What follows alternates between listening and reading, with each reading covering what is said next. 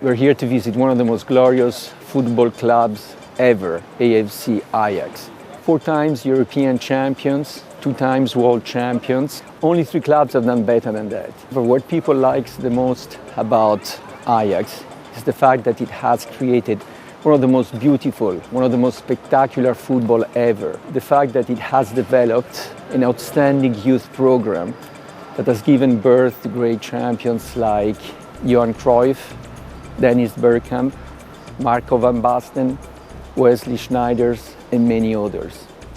It all happened during and before the 1990s, when football was still about sport and entertainment. Today, football is mainly about business models and the huge investments required to buy success. For a club like Ajax, located in a smaller country like Netherlands, with limited market reach and with limited TV rights, it is difficult to remain competitive. Perhaps it's time we change that and we try to salvage a great team like Ajax, and with it, the rest of football. Today we have the honor to interview the man who will bring Ajax back. Its CEO, Rick van den Bach. We all miss Ajax great football. What can we do to bring it back? If you see the times of Ajax, which for the last was somewhere in the mid-90s, where we really were successful, of course, in 95, 96, compared to now, you see that the financial situation of the whole football area has changed completely. So I think it's 2 things. One is, if you want to be back to the top, you should have a financial fair play situation where it's more equal and not the big difference as this moment. Secondly, I think you need to have a vision as a club.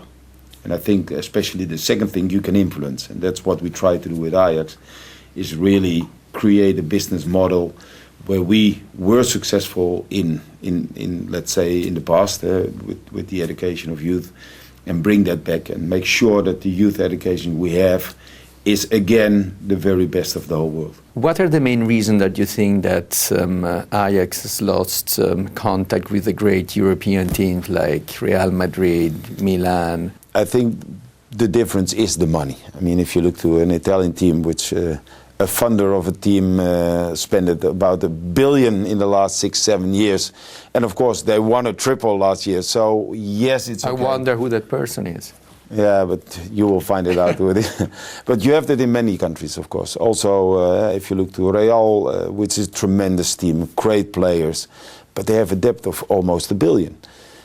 At Ajax, we have no debt. Yes, we are in a difficult financial situation, but we have no debt. Even though also we have to rebalance our policies, because what you saw is that also we had a Champions League budget and we were only playing in UEFA League. So that means that you always every year have a loss unless you sell players. And I think that we need to find a reality in that. And of course, if you look to money also. You've now been here for 1.5 years. You had great results, like you reached the Champions League. Your best players stayed, like Luis Suarez. So what still needs to be done, and what are your objectives? One of the objectives is be champion. We would like to have the 30th title. We are 29, so it gives a 3rd star in our vision. So that's something that's widely living, especially last year when we just missed it on a hair, because we had 85 points, which is an all-time high, with 106 goals for us and only 19 against, which was a tremendous year. And then still there was one team that was better or having more points. So that's we would like to reach that. That's one. Secondly, we would have a financial stable situation. We come from a point where we had a certain level of minus where we lived up to, but then we could compensate with selling players, which happened, of course, in the last 10 years. I mean, we sold a lot of players for hundreds of millions, and that compensated the losses we made. So then you can build. But we know that the financial situation in the world changed a bit. So transfers of 95 million or 65 million, I don't expect them to happen anymore. So it means also that we had to change our policy. And so we are lucky and glad that all the players stayed.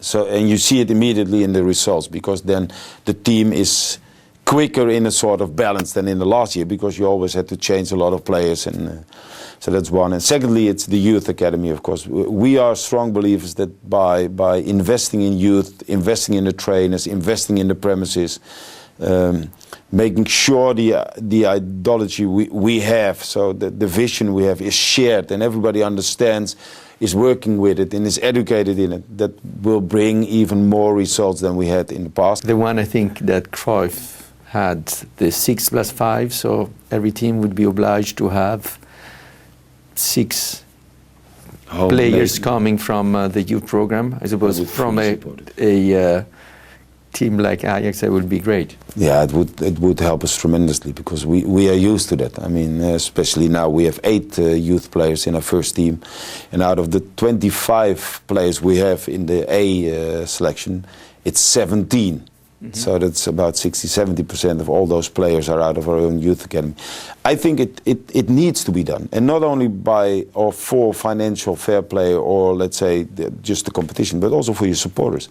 So no, I think that should be done. I mean, that's a rule that's easy to implement, and I think that also would create, again, a sportive more fair play than it is at this moment. Everybody speaks about your youth program, and which is one of the best. So can you go more in details about why it's so great and why it has stayed great for so many years?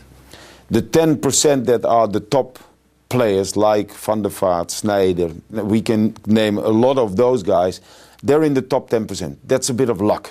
I mean, you can't create them, they're born. They are the best, they are the guys that you need to be lucky to bring them in very young, like we have now a guy like Christian Eriksen.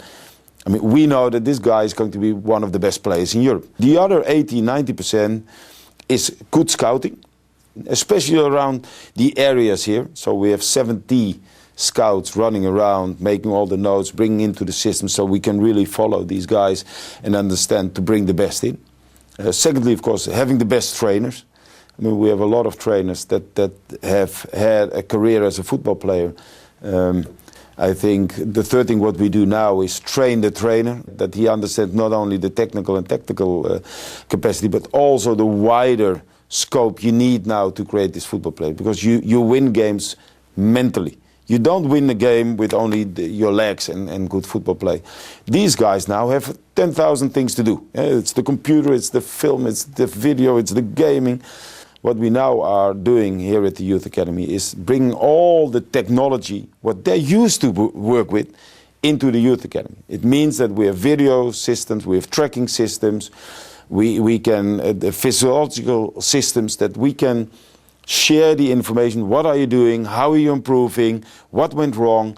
And you show it to these guys. Since you're speaking about technology, and there is more technology in coaching, do you think there should be more technology also in a game itself, or to avoid goals? That's a dangerous question.